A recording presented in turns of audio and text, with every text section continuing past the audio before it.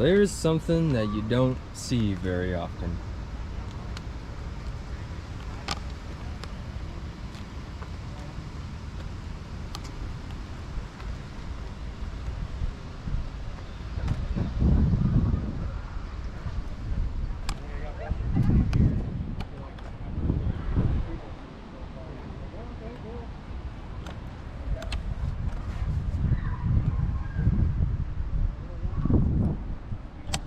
Beechwood?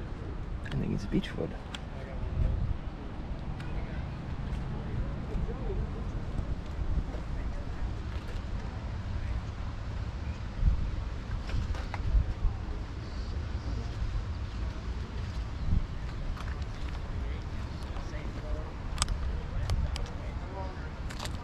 Now, there's something I need for my spare tire. I don't know if the gentleman makes them anymore. I think he sold the company. Oh. I think they're still being made. It's just not by the guy that I got them from. It's pretty cool. It's really well done. Yeah, mine's got a little more. It's sitting right there. It's got some rust cancer that I need to take out of it. Yeah. Yeah, there's parts available. People selling stripped out frames and stuff, and you can cut them off, and it's amazing what they can do. Mm-hmm. I think that's the best thing in the world. I mean, people, they also cut their own, Mm-hmm. you know, and do. But I figure, you know, if you're going to replace it with the factory panel, that's right there. And I've seen One of them I can, because I have access to essentially a nearly rust-free wreck, but the whole right rear is all bent out of shape, save for most of the battery tray. Yeah. Even that, I'm still gonna have to pound it out a little bit. Yeah, and it's being high strength low alloy steel. Mm-hmm. All your safety is in there. It's like a lot of these have the bigger brake booster, the S10 booster. Ooh, T-tops. Is this in 88? Yep, 88.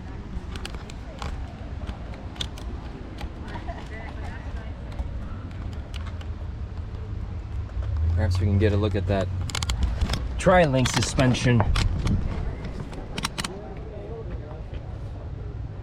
versus the standard control arms.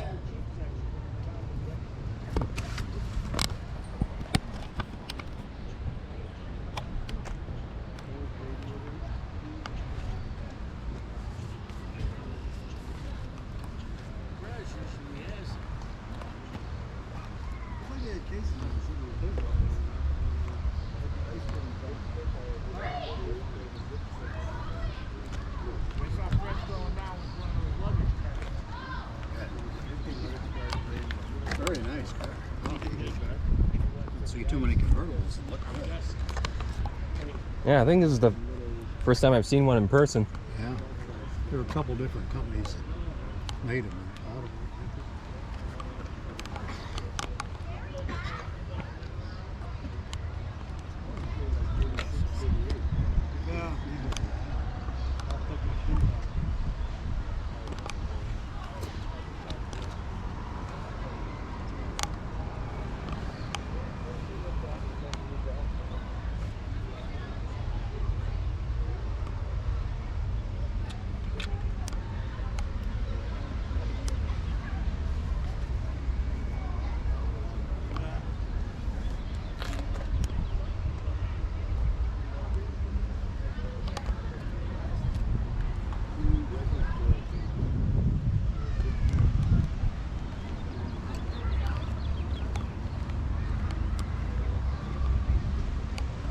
A lot of fastback GTs.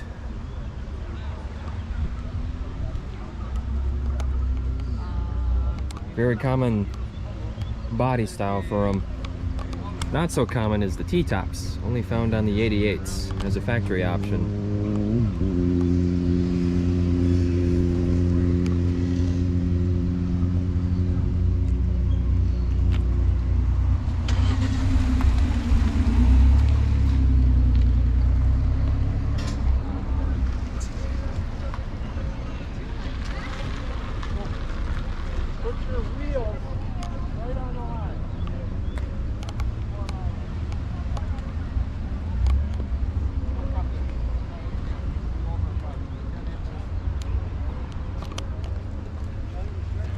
And an even less common style for the GT is the arrow nose with the notchback. Only found in the 1985 model year.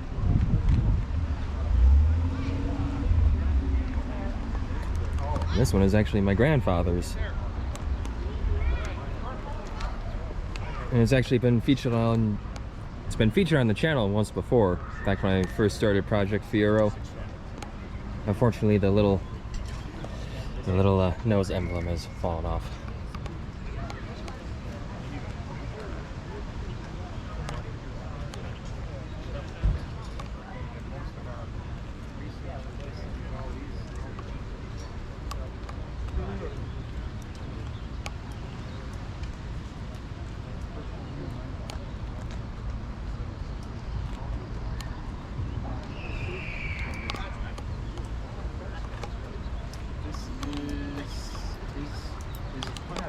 This, I forget how many.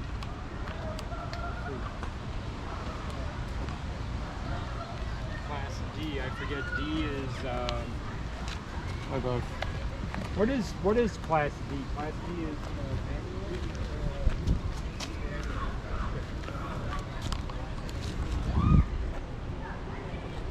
Hood vents. Lets the air come out through the hood instead of through your headlight doors.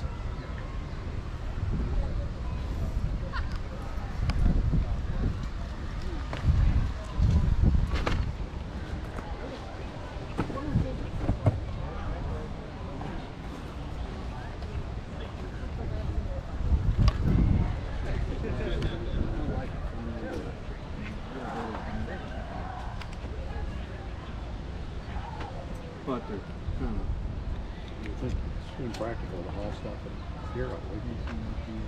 kind of hard to count it. That's why I was thinking maybe the best thing to do is take pictures of it. But it looks like this one.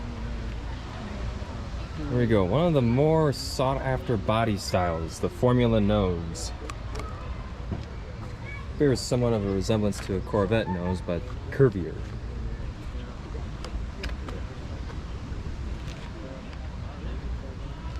And the rarest color of all, yellow.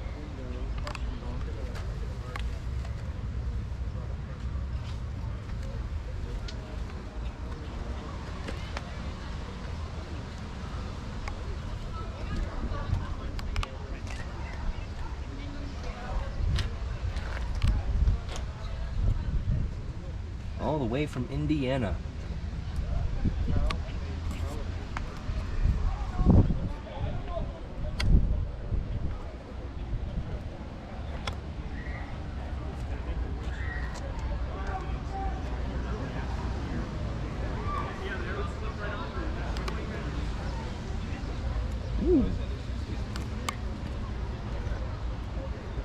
One in white, T-tops, and a beechwood interior.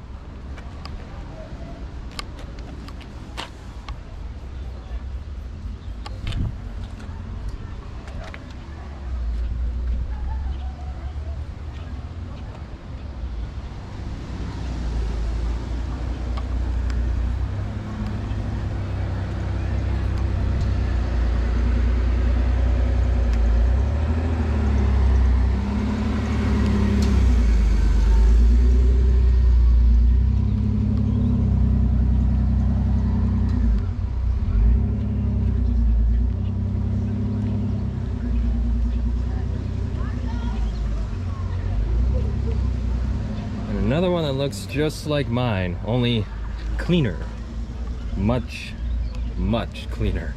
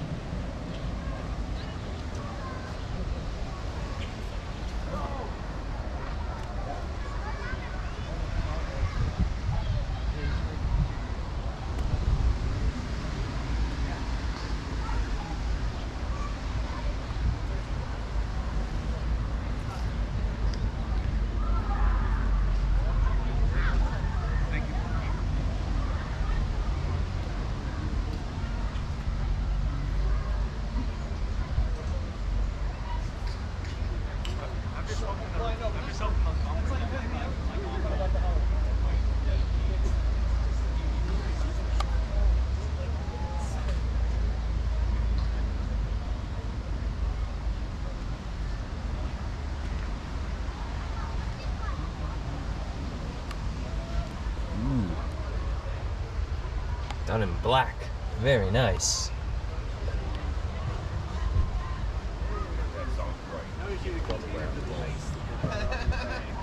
What's that? They brought him ice in a bag. They finally brought ice out for the pump, and it's just in a bag. There's no container to put it in. The plastic tubs are No.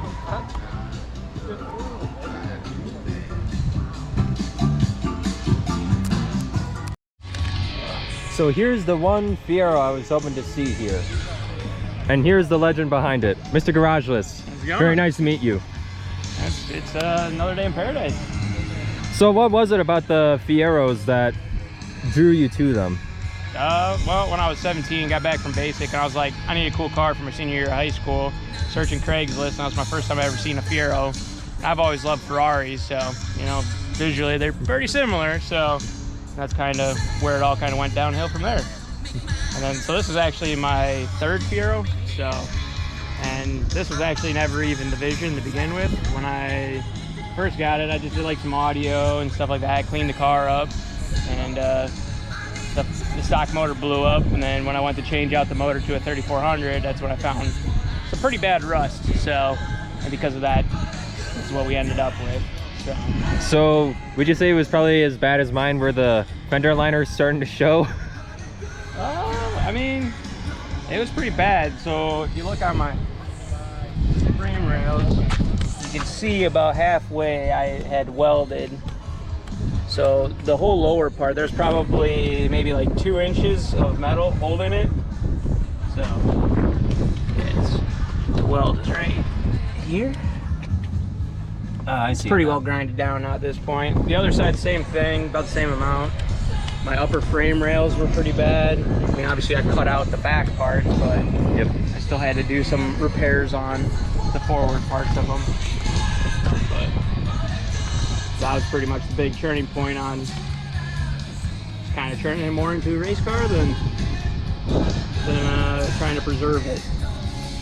You know, it's one of those that's preserved just in a different way.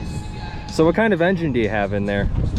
So it's a 3800 supercharged motor. I pulled the blower off, and then it's turboed. It's got a GT35 82R. Right now it's on like 23 pounds of boost. It should be pretty close to 500 horsepower at the wheels. Oh, wow. I it on 16 PSI, and it made 431 horsepower. So Very nice. theoretically, I would think it should be landing somewhere near there with another additional like 7 or so PSI that it's running now. So. Yeah, and I also noticed you got different taillights on there. So Yeah. what kit is that? I made them. They're fully 3D printed. It's like my second version of them. The first ones I didn't have the halos. So when you step on the brakes or turn signals, it's kind of hard to see. Not the most best things to see in the sunlight, just because of the infinity taillights. Oh, yep. But yeah, they were fully 3D printed them and made them myself. Pretty much everything on it, the car I've made myself and just figured out as I'm going. Very nice. I don't think I know of any other Fiero YouTubers in Wisconsin. There's only a couple Fiero YouTubers. I don't know of any others in Wisconsin. Yeah, I don't think I can think of any other Fiero ones out here. Awesome. Well, thank you. Yeah, no problem. Glad you made it. Me too. Going on the cruise later? No, she's leaking some trans fluid. So, Uh-oh. Yeah. That's not good. What was that? I autocrossed it probably like 4 weeks ago or something of that nature, and pulled it out, cleaned it, pulled it back in the shop, and then pulled it back out again to go race it, and there was a big puddle of fluid. So Oh. I gotta pull the trans again, and because it's leaking between the bell housing. I was hoping it would get lucky and it'd just be like an axle seal or something like that, but so it's either the there's like a freeze plug that covers the intermediate shaft that you got to get to, since I just rebuilt the trans. Otherwise, it's the hydraulic curl bearing seal. Okay. So you have to pull it out. So, but, you know, it's good for it. I raced all day on no trans fluid, so it survived so far. So can't be too bad for it. So it is an automatic? No, it's or it is a stick. Yep, it's got an F23, like that big Cavalier. That's the same transmission I want to put in mine. Yeah, I mean, this is I blew up my last one, last year at the end of the season. I was coming home, took a right, and second gear just locked up. So Oh no. one of my last videos or whatever, when I actually showed the carnage of it, because it ate through the inside of the bell housing. So Ooh. yeah, it was not ideal. All right. Well, stay cool today. Yeah, no crap, it's a hot one. We'll take it. Could be worse. Yeah. Could be snowing. Yep. All right. Well, have fun. Yeah, you too. What's this little guy doing over here? He should be sitting over by us.